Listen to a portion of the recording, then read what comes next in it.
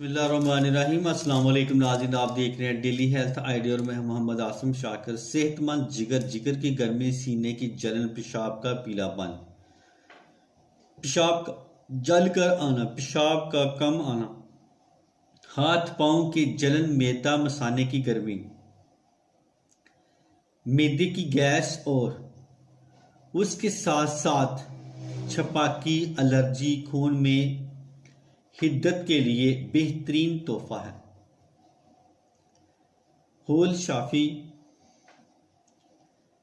कलमी शोरा असली 2 तोले, निशादर ठीकरी इंडिया 2 तोले, जौखार 2 तोले, तुखम कांशनी इंडिया 2 तोले, रेौंद चीनी 2 तोले, सात पुदीना 1 माशा। सब अशिया का सफूफ बनाएं।